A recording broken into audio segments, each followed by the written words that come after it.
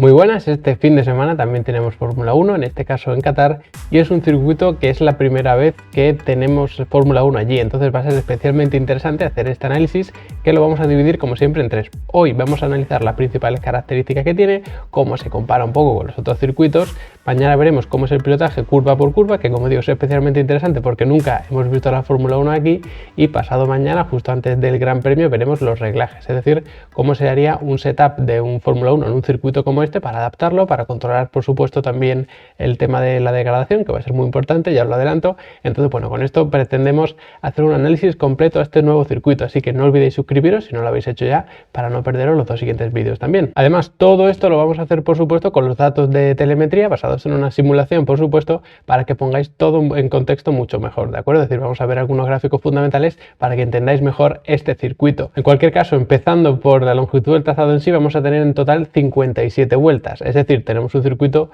bastante largo. Son unos 5,3 kilómetros aproximadamente, entonces esto hace que por supuesto pues se sitúe un poquito por encima de la media, como podéis ver, pero bastante por debajo de otros circuitos excesivamente largos, ¿no? Como puede ser el de Silverstone o el de Spa de Bélgica, ni mucho menos. Entonces, lo que sí que es curioso es la distancia hasta la primera curva, que en total tenemos unos 460 metros, ¿vale? Que tengo aquí la chuleta, y esa es una distancia pues bastante considerable, es decir, como podéis ver en el gráfico, pues es bastante mayor que por ejemplo la que tenemos en Brasil. ¿Qué significa esto? Pues que va a dar bastante tiempo a adelantar a alguien en la recta de meta y luego, por supuesto, pues la acción va a seguir en la primera curva, como no puede ser de otra manera, ¿no? Además es una zona bastante ancha, probablemente tengamos ahí algún que otro toque, algún que otro momento de tensión, ¿no? Probablemente, pero tampoco es una de esas largas rectas hasta la primera curva, como podríamos tener, por ejemplo, en México, ¿no? Que salir en la pole no te garantizaba nada, de hecho era incluso peor, ¿no? Salir primero. Esto no va a ocurrir aquí, digamos que está muy equilibrado en ese sentido. Si sales primero, pues es lo que tienes que buscar, porque no tiene nadie garantizado que el rebufo le vaya a servir para adelantarte, pero bueno, si sales bien y los de delante salen mal, pues también puedes ganar alguna posición. Y luego, para terminar, pues que sepáis que la distancia de carrera está bastante equilibrada, como casi siempre, no tenemos una de esas que más o menos rompen un poquito la regla. Tampoco van a sufrir mucho las unidades de potencia aquí, porque al final esto sí que es muy interesante, ¿no? Si tenemos una carrera que ocupa muchos kilómetros, eso va a significar que las unidades de potencia se van a degradar más, especialmente si tenemos un circuito de mucho porcentaje de aceleración,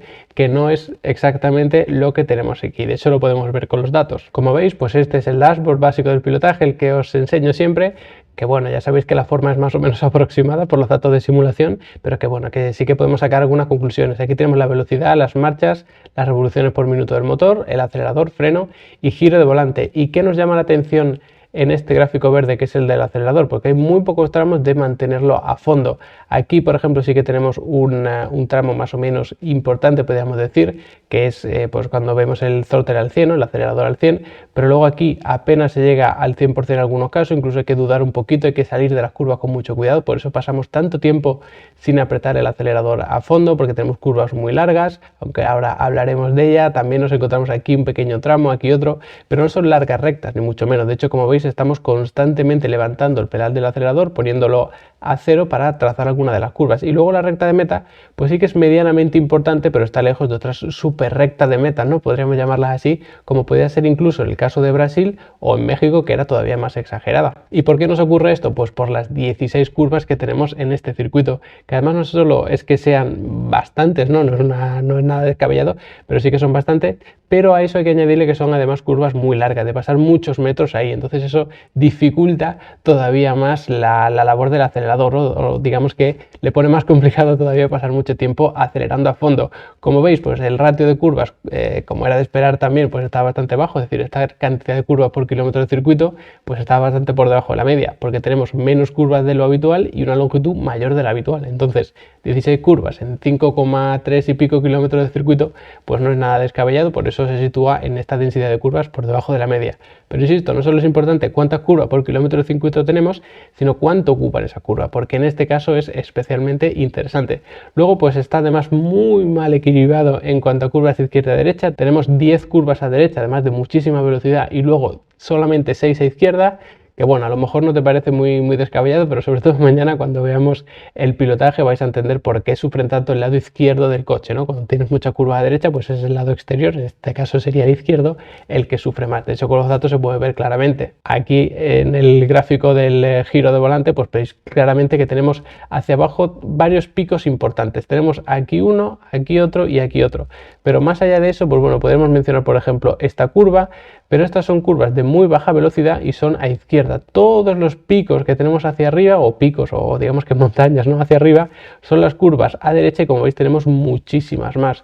Vemos constantemente giro de volante aquí incluso también hacia la derecha, mientras que a la izquierda son 3 casos puntuales y además de bastante menos velocidad. Si tú trazas a mucha velocidad curvas solamente hacia un sentido, solamente entiendes la expresión, pues va a desgastar muchísimo más el lado izquierdo del coche, especialmente el neumático delantero izquierdo. Y tantas curvas pues traen de la mano pues también bastantes frenadas. En total podríamos decir que son 9, digamos que aseguradas, porque luego pueden aparecer algunas intermedias. De esas 9 podremos considerar 2 fuertes, porque bueno, más o menos son fuertes porque sí que se reduce mucho la velocidad, sobre todo en la primera curva, pero el resto no es que sean demasiado fuertes, es decir, no tienes que pasar de una velocidad altísima a una muy baja, sino que como está todo lleno de curvas de velocidad media, de velocidad alta, pues entonces aunque tú llegues a esa curva con mucha velocidad no la tienes que reducir tanto. Entonces por eso no tenemos frenadas tan fuertes, que además sí que es muy importante el freno motor en este caso. De hecho aquí podemos ver las frenadas, por supuesto, en este gráfico rojo, y como veis tenemos pues en total 9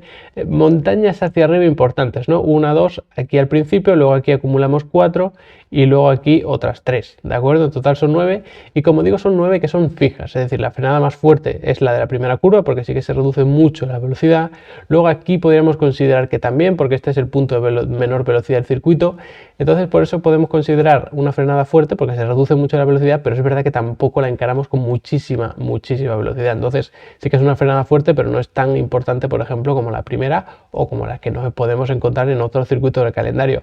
A partir de ahí pues tenemos luego, por ejemplo, una sección muy interesante que es esta de aquí, que ya veremos mañana, curvas 12, 13, 14, que bueno, pues como veis tenemos que meter constantemente giro de volante hacia la derecha y quizá con levantar el acelerador, como vemos aquí, con el throttle al cero, es decir, pasamos del 100 al 0 y luego otra vez pulsamos y en las curvas anteriores hacemos lo mismo, a lo mejor con eso nos sirve para trazarlas, pero a lo mejor tenemos que pulsar también un poquito el pedal del freno, también tenemos que reducir marchas como vemos aquí para aprovechar bien el freno motor, es decir, entre curva y curva, como veremos mañana, da tiempo a subir una marcha y luego al afrontar la siguiente, simplemente con levantar el pedal del acelerador y reducir una marcha, eso es lo que llamamos freno motor, ya puedes trazar esta curva con tantísimo giro de volante hacia la derecha, es decir, aunque no metas el freno, puedes reducir la velocidad levantando el acelerador, por supuesto, y además ayudándote del freno motor reduciendo alguna marcha. Y por eso no sufren tanto los frenos aquí, que es algo que también se suele mirar mucho. Es verdad que estamos constantemente machacando los discos de freno y las pinzas,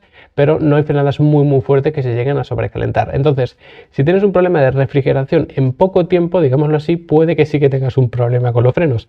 Pero si eres capaz de aprovechar muy bien el aire, porque tienes un coche además eficientemente aerodinámico, puedes conseguir refrigerarlo sin ningún problema. De esto también lo podemos ver con los datos. Esto es la temperatura de los frenos, muy aproximada. Esto hay que tomarlo todavía con más pinzas que los otros datos de la simulación, pero bueno, como veis al principio pues se sobrecalientan mucho los frenos, luego pequeño tramo de refrigeración y otra vez se sobrecalientan y tenemos algo parecido durante el resto del trazado. Es verdad que en el último sector, como vemos aquí, y que ya entenderéis mejor mañana cuando repasemos todas las curvas, pues sí que da más tiempo a refrigerarse porque tampoco tenemos frenada fuerte, tenemos algún tramo de recta un poco más importante como aquí, entonces bueno, ahí sí que da tiempo a refrigerarse, pero como veis todo este tramo intermedio del circuito vamos prácticamente manteniendo todo el rato esa temperatura en los frenos, es decir, no los sobrecalentamos mucho en frenada, pero tampoco le damos mucho tiempo a refrigerarse y a reducir esa temperatura antes de volver a frenar otra vez. Entonces, como digo, si tú eres capaz de refrigerar bien en estos pequeños tramos los frenos, no vas a tener un problema.